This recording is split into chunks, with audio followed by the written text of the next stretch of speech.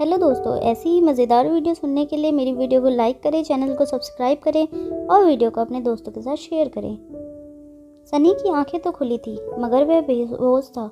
उसकी आंखें लैपटॉप की स्क्रीन पर जमी हुई थी, मुंह खुला था, हाथ पांव सोफे पर लटक गए थे। थोड़ी देर बाद सनी अपनी आंखें झपकाने लगा। उसने अपना मुंह जोर जोर से हिलाया और फिर से लैपटॉप स्क्रीन की ओर देखा। उसके भतीजे आर्यन की तस्वीर अब भी लैपटॉप स्क्रीन पर थी। सनी को इस बात पर यकीन नहीं हो रहा था कि दुनिया का नंबर 1 गेमर सनी, जिसका नंबर 1 फैन था, वह कोई और नहीं बल्कि उसका अपना भतीजा आर्यन था। सनी धीरे धीरे होश में आने लगा। उसके हाथ पाँव में अब थोड़ी सी हरकत होने लगी। उसने लैपटॉप उठाया। थोड़ी हिम्मत इकट्ठा करते हुए वह सोफे पर से उठा। लैपटॉप हाथ में लेकर वो बिल्कुल धीरे कदमों से आर्यन के बेडरूम की ओर चलने लगा। दरवाजे का लॉक खोलकर उसने दरवाजा सीधा आधे से 1 इंच खोला। सनी एक आंख से कमरे में झांकने लगा।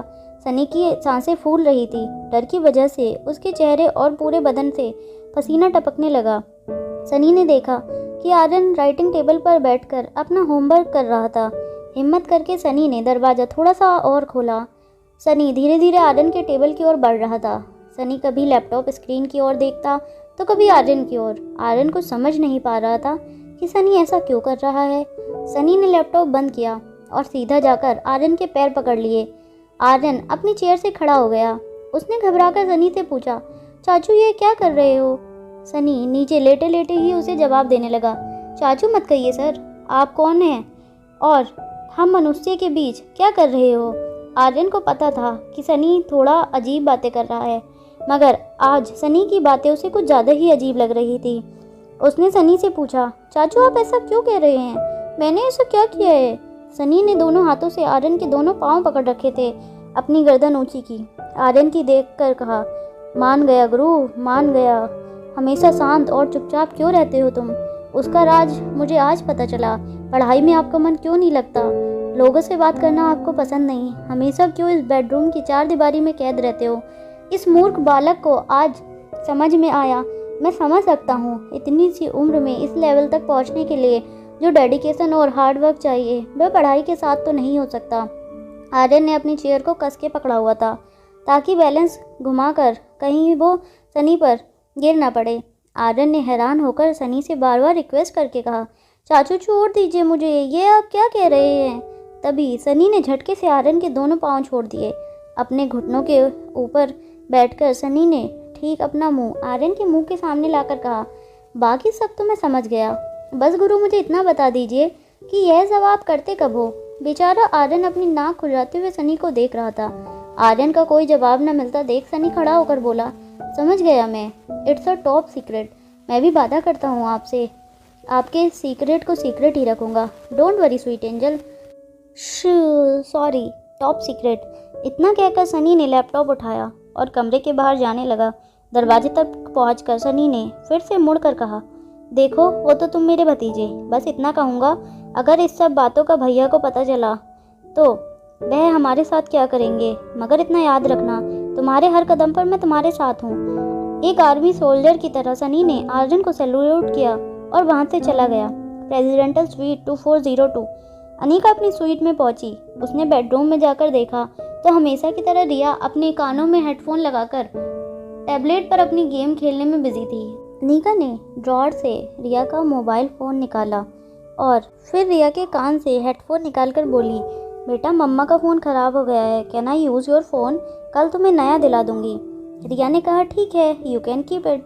रिया ने अपने हेडफोन फिर से कानों में लगाते हुए कहा, मेरे पास टैबलेट है, होटल का वाईफाई है, I can stay connected with my word, you can use my phone to stay connected with yours.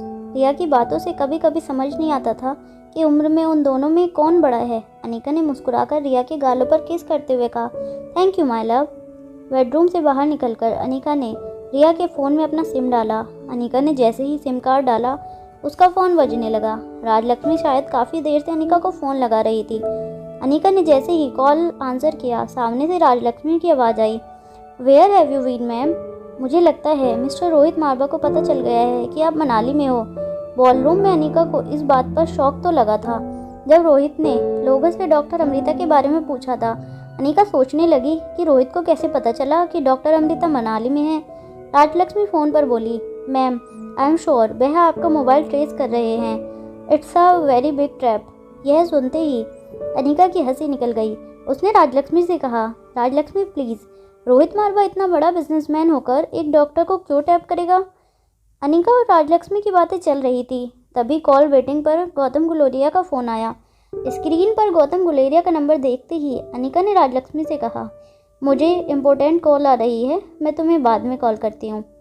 ये कहकर अनिका ने सेकंड कॉल की अटेंड की और कॉल कनेक्ट होते ही गौतम की भारी आवाज़ अनिका के कानों पर पड़ी। मुझे पता नहीं इस बात से तुम्हें फ़र्क पड़ेगा या नहीं, लेकिन बचपन में मेरी बहन ज्योति ने तुम्हें बहुत संभाला है, इसलिए मैंने सोचा तुम्हें एक बार बता दूं। ज्योति इस समय क्रिटिकल है, उसे लाइफ केयर हॉस्पिटल में एडमिट किया है और उसके पास ज़्यादा वक्त नहीं है। गौतम ने इतना कहकर फ़ोन डिस्कनेक्ट कर दिया। अनिका की माँ के गुजर जाने के बाद एक ज्योति बुआ ही थी जिसने अनिका को अपना समझा था। बचपन में ज्योति बुआ के साथ गुजारी यादें एक पल में अनिका की आंखों के सामने फ्लैश हो गई। तभी ज्योति बुआ की बेटी प्रीति का फ़ोन आया। अनिका ने बिना देरी किए फ़ोन उठाया। प्रीति की आवाज़ से साफ पता चल रहा था कि वह काफ़ी देर से रो रही थी। प्रीति रोते हुए बोली, मम्मी मम्मी को बचा लो, दीदी बचा लो, यह लोग कह रहे हैं कि अगर। इतना कहकर प्रीति ज़ोर ज़ोर से रोने लगी। वह आगे कुछ कहना चाह रही थी मगर कह नहीं पा रही थी। अनिका उसे बार बार पूछने लगी, क्या कहा प्रीति उन्होंने? बोलो, क्या कहा उन लोगों ने? प्रीति अब कुछ बता नहीं पा रही थी, बस उसने रोने की सिसकियाँ बढ़ रही थी। अनिका ने अपने मेडिकल प्रोफेशनल की ज़िंदगी में बड़े बड़े मिरेकल होते देखे थे। वह अपनी ज्योति बुआ को बचाने के लिए कोई कसर नहीं छोड़ना चाहती थी। रोती हुई प्रीति को दिलासा देते हुए अनिका ने कहा, तुम फिक्र मत करो प्रीति, मैं आ रही हूँ, बुआ को कुछ नहीं होने दूंगी, आई प्रॉमिस। Presidential sweet 2401। वहाँ रोहित के प्रेसिडेंटल स्वीट में डोर बेल बजी। सनी ने आईवीवर्ड से देखा। आर्यन की टीचर मिस मैरी आई थी। दरवाज़ा खोलते हुए भी सनी की हंसी आ रही थी। वह मन ही मन सोच रहा था, मेरा भतीजा इतना बड़ा गेमर है, यह मैरी उसे पढ़ाकर अपना और आर्यन का दोनों का टाइम वेस्ट कर रही है। सनी ने एक बड़ी स्माइल देकर मिस मैरी से कहा, welcome teacher, may you have a good training session. Miss Mary ने सनी को गुस्से से देखा। सनी का बिहेवियर आज उसे कुछ अलग लग रहा था। मिस मैरी तेजी से आर्यन के बेडरूम की ओर गई। दरवाजे तक पहुंचकर रुक गई।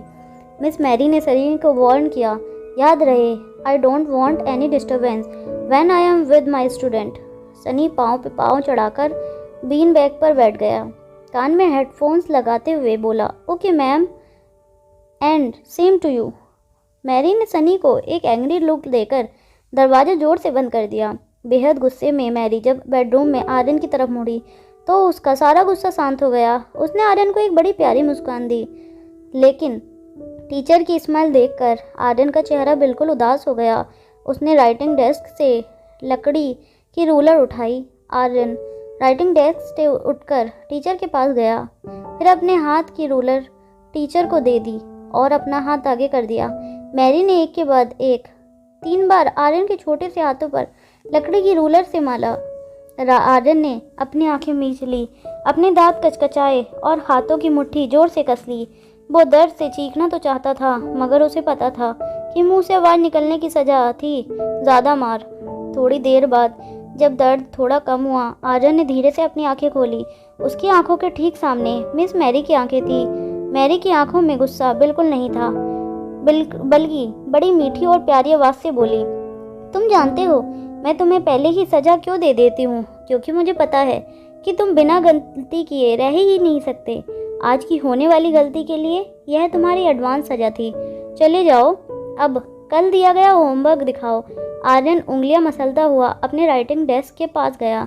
उसने अपनी वर्कशीट निकाली और मैरी के हाथों में दे दी। वर्कशीट चेक करते हुए मैरी ने धीरे धीरे अपने एक्सप्रेशंस बदलना शुरू किया और फिर वर्कशीट दोनों हाथों में पकड़कर फाड़ दी। अब मैरी की आवाज़ ऊंची और स्ट्रिक्ट हो गई।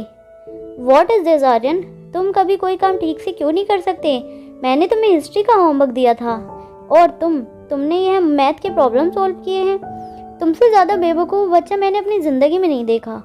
मैरी फिर से आवाज़ नीचे करके उसके शांत स्वभाव में कहने लगी, तुम्हारी उम्र के बच्चे कितने स्मार्ट और इंटेलिजेंट होते हैं। तुम बेशक 6 साल के हो गए हो, मगर तुम्हारा दिमाग किसी 1.5 साल के बच्चे से भी ज़्यादा नहीं है। तुम अपने परिवार के लिए एक बोझ हो। तुम्हारी वजह से तुम्हारे पापा अपने परिवार से दूर हो गए। क्यों पता है? क्योंकि सबको इस बात से शर्म आती थी कि मारवा खानदान का वारिस एक पागल है। तुम्हारे पिछले स्कूल ने भी तुम्हें इसी वजह से निकाला था। तुम एक पागल हो और तुम्हारे रहते बाकी बच्चों पर अच्छा असर नहीं पड़ता। तरस आता है तुम्हारे पापा पर मुझे। तुम्हारी वजह से कितनी बदनामी हो रही है हर जगह उनकी। मिस मैरी ने अचानक ही अपना मूड बदल दिया और आर्यन के चेहरे पर हाथ घुमाकर बोली, मैं तो टीचर हूँ और मेरा काम है तुम्हें अच्छी एजुकेशन देना। चलो आज हम मैथ्स पढ़ेंगे। मैरी ने आर्यन को कंधे से पकड़ा, फिर दोनों राइटिंग डेस्क पर जाकर बैठ गए। मैरी आर्यन को किताब खोलकर पढ़ाने लगी। आर्यन की आंखों में आंसू थे। उसकी नज़र किताब पर थी, मगर उसके अंदर मिस मैरी की आवाज़ बार बार गूंज रही थी, तुम एक पागल हो, तुम एक पागल हो। Presidential sweet 2402। हॉस्पिटल जाने के लिए अनीका अपनी स्वीट से बाहर निकली। उसने रिया को अपना गुड बाय किया और दरवाजे बाहर से बंद कर दिया। अनीका चाहती थी कि ज्योति बुआ एक बार रिया को देखे। उसे पता था कि बुआ रिया को देखते ही सब कुछ भुलाकर उसे अपना लेंगी, लेकिन वो जानती थी हॉस्पिटल में कामनी और उसकी माँ भी होंगे। रिया को नुकसान पहुंचाने का कोई मौका नहीं छोड़ेंगे दोनों। लिफ्ट का दरवाज़ा खुलते ही अनीका लिफ्ट में चली गई। दरवाज़ा बंद तो हुआ, मगर लिफ्ट स्टार्ट नहीं हुई। दरवाज़ा फिर खुला। सामने से मिस मैरी अंदर आई। मैरी ने ग्राउंड फ्लोर का बटन दबाया। जैसे ही लिफ्ट चलने लगी, मैरी को एक कॉल आया। मैरी फ़ोन उठाकर बातें करने लगी और अनीका ज्योति बुआ की तबीयत को लेकर टेंशन में थी। तभी उसने मैरी को एक अजीब बात करते सुना, पागल है नहीं तो हो जाएगा। मैरी बात करते हुए हंस रही थी। उसे सेकंड स्टैंडर्ड की पढ़ाई कराती हूँ और सवाल 6 स्टैंडर्ड के पूछती हूँ। गलती करे तो मारती हूँ, न करे तो ज़्यादा मारती हूँ। मारने पर मुंह से आवाज़ निकली तो उसकी नानी याद दिलाती हूँ। और सॉरी उसे तो यह तक नहीं पता कि उसकी माँ कौन है, तो नानी याद आने का तो सवाल ही नहीं उठता। ये कहकर मैरी ज़ोर ज़ोर से हंसी। मैरी को एहसास हुआ कि लिफ्ट में और कोई भी है। उसने अनीका को देखा और कहा, sorry if I was loud. Ground floor पर पहुंचते ही मैरी फ़ोन पर बातें करते हुए लिफ्ट से निकल गई। अनीका ने अभी जो सुना था उस पर उसे विश्वास नहीं हो रहा था। एक औरत, एक टीचर, किसी बच्चे के साथ ऐसा कैसे कर सकती थी? अनीका जानती थी कि प्रेसिडेंटल स्वीट 2401 रोहित का है। इसका मतलब साफ था, ये औरत रोहित के बेटे के बारे में बात कर रही थी। बाहर खड़े लोग अनीका के निकलने का इंतज़ार कर रहे थे। बाहर खड़े एक बुजुर्ग ने अनीका से कहा, हेलो ब्यूटीफुल, क्या मैं इतना हैंडसम हूँ कि तुम्हें लिफ्ट से बाहर निकलने का मन ही नहीं हो रहा? बाहर खड़े बाकी लोग हंसने लगे और ओल्ड मैन के सेंस ऑफ ह्यूमर की दाद देने लगे। अनीका अपनी सोच से बाहर आई। उसने सर झुकाकर सबको सॉरी कहा और लिफ्ट से निकल गई। होटल लॉबी में अनीका ने देखा रोहित मारवा कुछ फॉरेन डेलीगेट्स के साथ कॉन्फ्रेंस रूम की ओर जा रहा था। अनीका को देखकर अचानक रोहित चलते चलते रुक गया। अनीका ने सोचा रोहित को जाकर सब बता दे, मगर तभी रोहित के एक गेस्ट ने कहा, mister Rohit, are not you coming with us? Rohit ने अपना ध्यान अनीका से हटाकर डेलीगेट से कहा, oh I am sorry, please come with me. Anika ने एक हाथ से रोहित को रुकने का इशारा करते हुए कहा, एक्सक्यूज़ मी मिस्टर मारवा। ये सुनते ही रोहित के गार्ड्स ने अनीका को आगे आने से रोक लिया। रोहित डेलीगेट के साथ आगे बढ़ रहा था, मगर उसका ध्यान पीछे अनीका पर था। गार्ड्स अनीका को आगे जाने नहीं दे रहे थे। अनीका ने बिना किसी की परवाह किए रोहित को आवाज़ लगाई, mister Marwah, your son is in danger, he needs help.